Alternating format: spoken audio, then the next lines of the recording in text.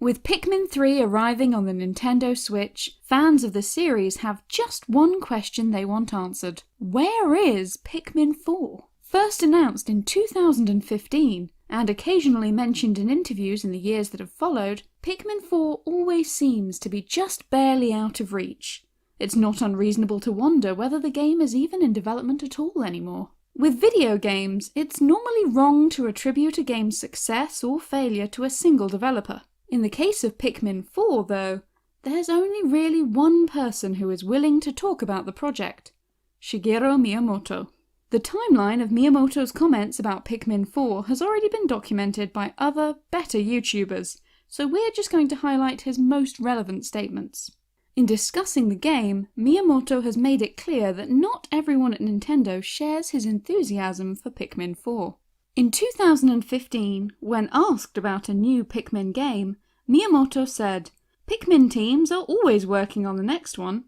When asked for clarification, a representative from Nintendo sheepishly admitted, "We can confirm that Pikmin 4 is in development, but that is all we can confirm at present."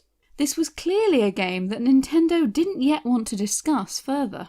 About a year later, Miyamoto spoke about Pikmin 4 again, saying, "Yes, you are right, and we're working on Pikmin 4.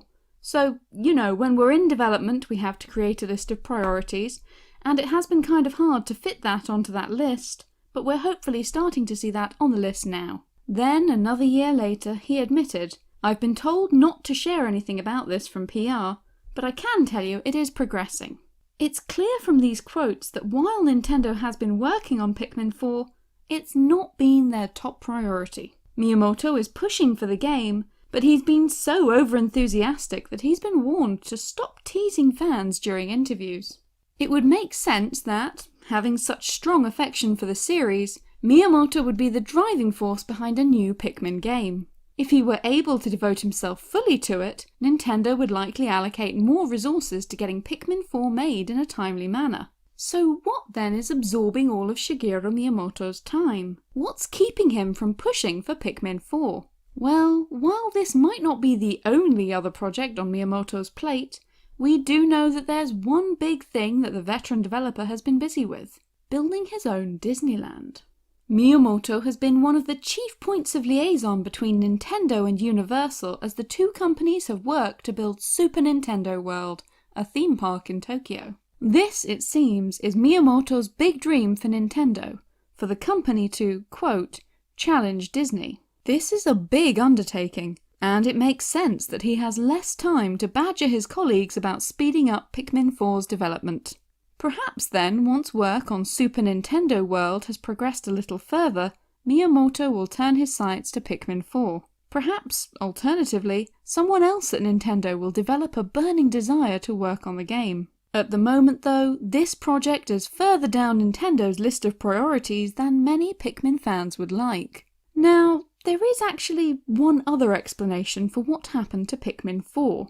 It's possible that the game has suffered the same fate as the notorious Mario 128. Once upon a time, as fans eagerly awaited a sequel to Mario 64, Nintendo showed off a tech demo entitled Mario 128, which had, as the name suggests, 128 tiny Marios running around on the top of a game board. For years afterwards, fans asked Miyamoto over and over again about the game. He finally stated, "The one question I'm always asked is, what happened to Mario 128? The purpose of that demo was to show how the new technology in the GameCube could dynamically change the nature of Mario games. So when people ask me what happened to it, I'm always at a loss as to how to answer it, because most of you have already played it, but you played it in a game called Pikmin." This game featured one element of Mario 128 that allowed a large number of characters to operate independently and as a group: its advanced AI. But of course, if I was to tell you that all this is what happened to Mario 128, you'd all be pretty angry.